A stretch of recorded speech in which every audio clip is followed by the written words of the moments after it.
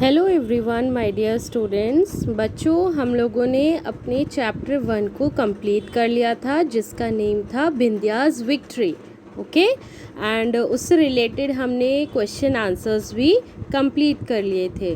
लेकिन बच्चों, इसके अलावा भी हमारी एक्सरसाइज में बहुत सारे हमें डिफरेंट टाइप की क्वेश्चंस मिलते हैं, तो आज हम उन्हें डिस्कस करते हैं। ओके, जैसा कि फर्स्ट क्वेश्चन आप यहाँ पर देख रहे हैं, choose the correct option to complete the sentences. Okay, ये सेंटेंसेस कंप्लीट करने के लिए आपको करेक्ट ऑप्शन चूज करना है। फर्स्ट क्वेश्चन क्या है आपका? The expression true to their word refers to.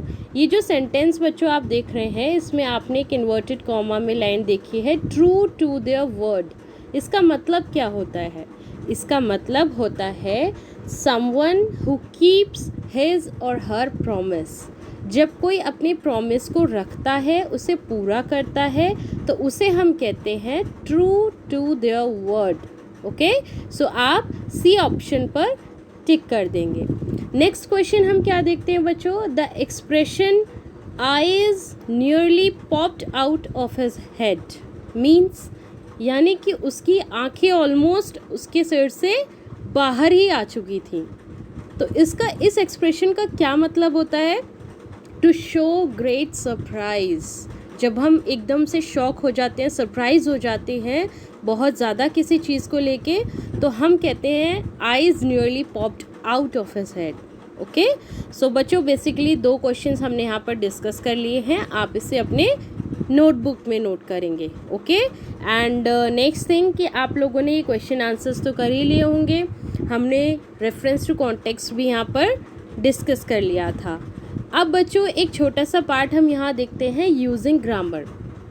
इसमें आपको ग्रामर से रिलेटेड पोर्शन मिलेगा और इसमें हम हर बार हर चैप्टर में एक नई चीज़ सीखेंगे। जैसे फर्स्ट थिंग हम इसमें क्या सीखते हैं? Abstract and concrete nouns. Nouns के बारे में तो हमने पढ़ा है ना? There are 5 kinds of nouns. Kinds भी हमने पढ़े हैं, जिसमें एक है एब्स्ट्रैक्ट एंड कॉन्क्रीट नाउन। तो हम उसके बारे में आज डिस्कस करते हैं। Let's start.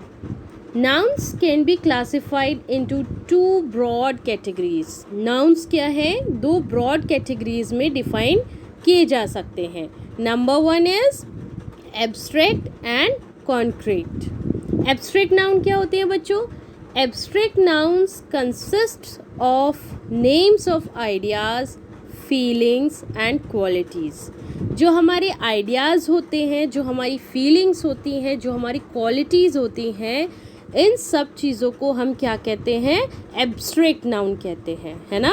इन्हें हम टच नहीं कर सकते, इन्हें हम देख नहीं सकते, लेकिन इन्हें हम फील कर सकते हैं। ये हमारी क्वालिटी होती है, तो इसे हम क्या कहते हैं? Abstract noun. फॉर एग्जाम्पल बच्चों, आप देखेंगे करेज एंड सरप्राइज। मान लीजिए हम सरप्राइज़ हो जाते हैं किसी चीज़ को लेकर, एकदम शॉक्ड हो जाते हैं, या फिर हमारे अंदर बहुत करेज है, हिम्मत है, हम हिम्मती हैं, तो इसे हम क्या कहेंगे बच्चों? ये भी एक टाइप की फीलिंग है ना? क्वालिटी है, तो इसे हम क्या कहेंगे? एब्स्ट्रैक्ट नाउन कहेंगे। Now come to next point. Next thing हम देखते हैं बच्चों, कॉन्क्रीट नाउन। ठीक है, concrete nouns are names of place, people and things. वो किसी भी प्लेस का, किसी भी पीपल का या किसी भी थिंग का नेम हो सकता है। They can be experienced by the 5 senses, और उन्हें हम अपने 5 सेंसेस के थ्रू एक्सपीरियंस कर सकते हैं। Concrete nouns consist of common, proper and collective noun. ये इसमें तीनों तरीके के आपको मिलेंगे। कॉमन नाउन भी उसमें इंक्लूड होगा, प्रॉपर नाउन भी और कलेक्टिव नाउन भी। कुछ ऐसे वर्ड्स जैसे बिंदिया, बुनू, गर्ल, फादर, विलेज, ऑर्गेनाइजेशन, ये सब क्या है बच्चों? आपके कॉन्क्रीट नाउन। ठीक है, तो हमने यहाँ पर 2 नाउन्स को डिस्कस किया है, एंड आई होप कि आपको ये समझ में आया होगा। पहला एब्स्ट्रैक्ट नाउन है, इसे आप हमेशा याद रखेंगे। ये एक काइंड होता है नाउन का। ठीक है, एब्स्ट्रैक्ट नाउन में हम अपने आइडियाज़ को, अपनी फीलिंग्स को, अपनी क्वालिटीज़ को एक्सप्रेस करते हैं। इसे हम टच नहीं कर सकते, इसे हम देख नहीं सकते, इसलिए हम इसे एब्स्ट्रैक्ट नाउन कहते हैं। कॉन्क्रीट नाउन वो होता है बच्चों जो किसी नेम, प्लेस या पर्सन का एक स्पेशल नेम होता है। जैसे आपने देखा बिंदिया, बुन्नू, फादर, विलेज, ऑर्गेनाइजेशन, ये सब क्या है, पर्टिकुलर किसी चीज़ का नेम है। इसलिए हम इसे अपने 5 सेंसेस के थ्रू, या तो हम इसे देख पाएंगे, या तो हम इसे बोल रहे हैं, या तो हम इसे टच कर रहे हैं, यानी कि अपने 5 सेंसेस के थ्रू इसे हम एक्सपीरियंस कर सकते हैं। तो हमने यहाँ पर ये 2 चीज़ें डिस्कस की हैं। एंड मेन थिंग बच्चों, आप यहाँ पर देख सकते हैं, read the last paragraph of the story and underline all the nouns. ये आपके लिए होमवर्क होगा कि आप अपने पैराग्राफ के लास्ट जो पैराग्राफ है इस स्टोरी का, उसे आप पढ़ेंगे और उसमें जितने भी नाउन्स आ रहे हैं, चाहे वो प्रॉपर नाउन हो, कलेक्टिव नाउन हो, या फिर आपका एब्स्ट्रैक्ट नाउन हो, आप उसे अंडरलाइन करेंगे। Okay, now come to next point. Next one is yes, qualifiers. बच्चों हम लोगों ने आई थिंक अभी ये जो 2 नाउन्स के टाइप्स के बारे में डिस्कस किया, ये आप लोगों को समझ में आया। एंड इन केस अगर आपको ये चीज़ समझ में नहीं आती है तो आप लोग मुझसे दोबारा से डिस्कस कर सकते हैं। चलिए हम अपना नेक्स्ट पॉइंट डिस्कस करते हैं। अब नेक्स्ट थिंग है क्वांटिफायर्स। ठीक है, quantifiers are words used to give in information about the number of quantity of something. किसी भी क्वांटिटी का मतलब होता है बच्चों मात्रा में। ठीक है, हम किसी भी चीज़ को, क्वालिटी और quantity both are different things. Quality आपकी, आप अपनी स्पेशलिटी बता रहे हैं, अपनी क्वालिटी बता रहे हैं, that he is very good boy and all, है ना। इसी तरीके से क्वांटिटी अगर हम बताते हैं, उस चीज़ की हम मात्रा बता रहे हैं, वो कितनी क्वांटिटी में है। ठीक है, तो quantifiers are words used to give in information about the number और क्वांटिटी ऑफ समथिंग। ठीक है, can you identify the quantifiers in the following sentences from the story. क्या आप इस स्टोरी में से क्वांटिफायर्स अंडरलाइन कर सकते हैं? यस बच्चों, तो आपको यहाँ पर कुछ सेंटेंसेस दिए गए हैं जिसमें क्वांटिफायर्स को अंडरलाइन किया गया, बोल्ड लेटर्स में लिखा है। You can see here, for example, a city organization had sent some people to hold a talent festival. Some people, कुछ लोगों को उसने भेजा। A city organization had sent some people. तो some जो है बच्चों, कुछ लोग, ये किसी चीज़ की मात्रा को बता रहा है ना, कि कुछ लोग गए वहाँ पर। तो ये हमारा क्या होगा इस सेंटेंस में, क्वांटिफायर। नेक्स्ट लाइन में हम देखेंगे, The children got up early every day to practice. Every day, हर दिन, एक दिन नहीं, 2 दिन नहीं, हर दिन। तो ये भी क्या है, किसी क्वांटिटी को शो कर रहा है। थर्ड में भी हम सेम चीज़ देखते हैं, Bindiya pedal through all the village roads. जितने भी रोड्स थे विलेज के, ऑल द विलेज रोड्स, एक रोड पर नहीं, 2 रोड पर नहीं। तो ये भी एक तरीके से मात्रा को शो कर रहा है। तो बच्चों यहाँ पर सम, एवरी, ऑल, ये सब क्या है, ये सब है आपके quantifiers. Okay, quantifiers can be used with both countable and uncountable nouns. वो दोनों तरीके के नाउन के साथ यूज होता है। काउंटेबल यानी जिसे हम काउंट कर सकते हैं, अनकाउंटेबल जिसे हम काउंट नहीं कर सकते। अब अगर आपसे कोई कि कुछ लोग वहाँ पर गए, सम पीपल की अगर हम बात करें, तो यहाँ पे कुछ लोग बच्चों 3 भी हो सकते हैं, 4 भी हो सकते हैं, है ना। तो हम कुछ को क्या कहते हैं, अनकाउंटेबल। इसी तरीके से आप दोनों के साथ इसे यूज़ कर सकते हैं। और कुछ और क्वांटिफायर्स कौन कौन से हो सकते हैं, both, each, either, few, fewer, many, neither, several are used only with countable nouns. ये सारे जो मैंने अभी आपको बताए, ये सिर्फ काउंटेबल नाउन के साथ यूज होते हैं। The quantifiers like little, a little, much, not much are used only with uncountable nouns. तो यहाँ पे एक छोटा सा डिफरेंस भी हमने डिस्कस किया।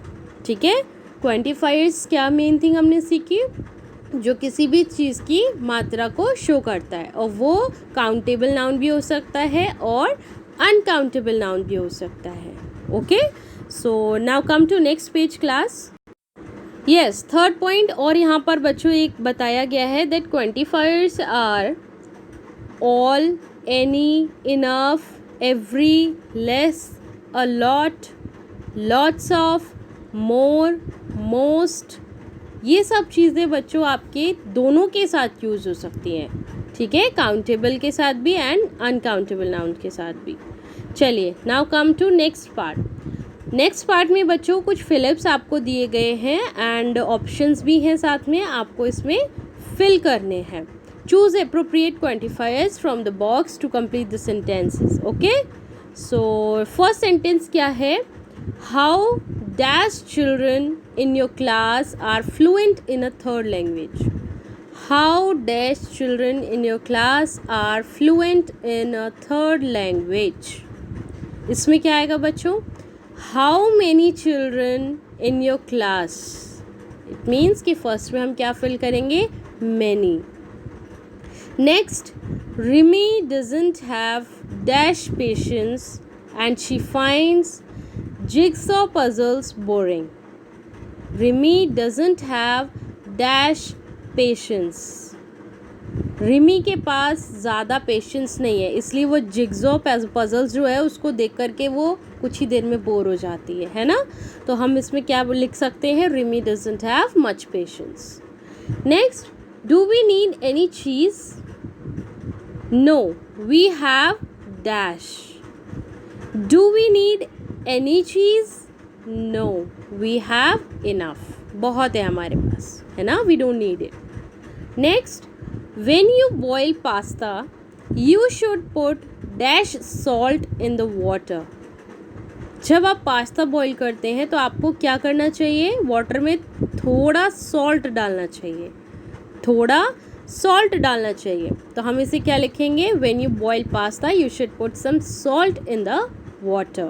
okay, next, I don't need dash advice from you. I don't need dash advice from you.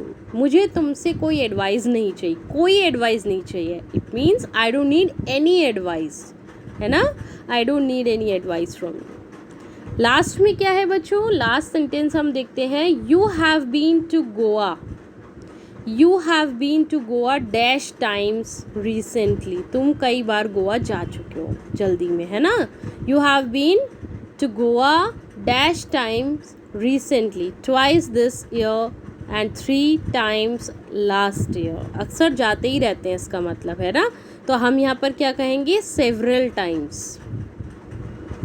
Next आता है बच्चों वर्ड वॉइस. ये सब बच्चों आप अपनी नोटबुक पर फेयर करेंगे, ठीक है. ये आपके फर्स्ट चैप्टर से रिलेटेड है एंड आपके क्लास टेस्ट में जो ईच फ्राइडे हम लोग लेंगे उसमें इस रिलेटेड क्वेश्चंस आपको मिलेंगे. सो बी केयरफुल एंड इसे बहुत अच्छे से आप लर्न करेंगे. नेक्स्ट हम देखते हैं बच्चों वर्ड वॉइस. वर्ड वाइज, ठीक है. वर्ड वाइज में हम क्या देखेंगे? फॉर्मिंग एब्स्ट्रैक्ट नाउन्स के बारे में. Many abstract nouns are formed by adding a suffix to a root word. Root word होता है बच्चों मूल शब्द, है ना. आपने हिंदी में भी पढ़ा होगा जो मूल शब्द होते हैं जिनमें हम उपसर्ग या प्रत्यय लगा के एक नया शब्द बनाते हैं. सेम थिंग सफिक्स और प्रीफिक्स होते हैं, ठीक है. तो इन्हें हम क्या कहते हैं? रूट वर्ड में ऐड करके एक नया शब्द बना लेते हैं. सेम हम यहाँ पर देखते हैं. जैसे फर्स्ट आपने देखा एग्जाम्पल देखा है, एक एब्स्ट्रैक्ट नाउन लिखा है परफॉर्म. उसमें क्या सफिक्स ऐड किया हमने? एंस. क्या बन गया फॉर्म इसका? परफॉर्मेंस. सेकंड अनाउंस, क्या ऐड किया सफिक्स? मेंट. अनाउंसमेंट, है ना. इसी तरीके से बच्चों आपके सामने यहाँ पर ये लिस्ट दी गई है. Here is a list of common suffix used to form abstract nouns with one example given for each, ठीक है. तो आपको इसी तरीके से इनमें कोई ना कोई वर्ड ऐड करके आपको एक नया वर्ड बनाना है. जैसे आपको दिया गया है एडमायर, TION. ये आपको ऐड करना है. क्या होगा? Admiration. Agreement, happiness, wastage, patience, speciality. इसी तरीके से आपको और भी वर्ड्स लिख सकते हैं. So write down in your notebook. Now come to next page class. Yes, second part is from abstract. बच्चों अभी तक हम सिर्फ एब्स्ट्रैक्ट नाउन के बारे में ज़्यादा फोकस कर रहे हैं. तो आई थिंक कि इस चैप्टर के बाद, इस वीडियो के बाद आपके सारे डाउट ऑलमोस्ट एब्स्ट्रैक्ट नाउन से रिलेटेड ख़त्म हो जाएंगे. Now come to next part. From abstract nouns of the words given in brackets and complete the sentence. ठीक है, हमें क्या करना है, एब्स्ट्रैक्ट नाउन को फॉर्म करना है, रीडिज़ाइन करना है। Rahul is a clever boy, he is known for his intelligence. Intelligent क्या है बच्चों, एब्स्ट्रैक्ट नाउन है ना, ये क्या है, क्वालिटी है ना, तो एब्स्ट्रैक्ट नाउन हुआ, इसे हमें फॉर्म करना है। ठीक है, दोबारा से हम क्या लिख सकते हैं, Rahul is a clever boy, बहुत क्लेवर है। He is known for his intelligence, वो अपनी बुद्धिमत्ता के लिए जाना जाता है। इंटेलिजेंट मीन्स बुद्धिमान, लेकिन अगर आप उसे किसी क्वालिटी को बता रहे हैं, मान लीजिए कि वो बहुत क्लेवर है और बुद्धिमान के, अपनी बुद्धिमत्ता के लिए जाना जाता है, इसका मतलब कि वो अपनी इंटेलिजेंस के लिए जाना जाता है। नेक्स्ट हम क्या देखते हैं बच्चों, साक्षी नेवर लाइज, कभी झूठ नहीं बोलती। Everyone speaks highly of her honesty, है ना, हमने क्या देखा, ऑनेस्ट भी एक क्वालिटी है, लेकिन ऑनेस्टी वो आपकी एक पर्सन से रिलेटेड, आप कह रहे हैं कि उसकी ऑनेस्टी की, सभी लोग उसकी ऑनेस्टी की बात करते हैं कि वो कितना ऑनेस्ट है ना, तो हमने एक क्वालिटी को वहाँ पर शो किया। हम यहाँ पर क्या लिखेंगे बच्चों, honesty. Sakshi never lies, everyone speaks highly of a honesty. Next, the children were enjoying themself at the party, the room rang with the laughter, उनकी हंसी से पूरा रूम गूंजने लगा। Haider scored 100 marks in science, his parents are proud of his brilliancy. हैदर ने कितने marks score किए, 100 मार्क्स साइंस में। His parents are proud of his brilliancy, उसकी ब्रिलियंसी के लिए उसके पेरेंट्स उसको प्राउड करते हैं, उस पर प्राउड फील करते हैं। ब्रिलियंट को आप कैसे चेंज करेंगे, किसमें, brilliancy. Kirti is an ideal nurse, Kirti क्या है, एक आइडल नर्स है। No one can doubt her dedication, उसके डेडिकेशन को कोई भी डाउट नहीं कर सकता, है ना, वो इतनी आइडल है। तो आई थिंक कि बच्चों आपने इसको चेंज करना भी यहाँ पर देखा, किस तरीके से हमें इसे किस फॉर्म में चेंज करना है। And now looking up words, अब आप कुछ वर्ड्स और देखेंगे यहाँ पर। Use the dictionary to find out the abstract noun forms of the following words. आप चाहें तो डिक्शनरी को यूज़ भी कर सकते हैं, नहीं तो मैं आपको यहाँ पर सब एक्सप्लेन कर देती हूँ एक बार। ओके, सो फर्स्ट आप क्या देखते हैं, एनिमी। एनिमी को बच्चों आप कैसे चेंज करेंगे, यस बच्चों, तो फर्स्ट आप कौन सा वर्ड यहाँ पर देख रहे हैं, एनिमी। एनिमी किसे कहते हैं, दुश्मन को। लेकिन अगर हम कहें कि उससे हमारी बहुत दुश्मनी है, तो हम इसे कैसे लिखेंगे, एनिमिटी, है ना। मैं आपको यहाँ पर एक बार लिखकर दिखा देती हूँ, आपको सेम वे में ये अपनी नोटबुक में नोट करना है। आप यहाँ लिखेंगे एनिमिटी, MITY, ओके, एनिमिटी, इसे हमने चेंज किया। नेक्स्ट हम वर्ड देखते हैं पिलग्रिम। पिलग्रिम को आप कैसे चेंज करेंगे, पिलग्रिमेज, ठीक है, पिलग्रिमेज, तीर्थ स्थान।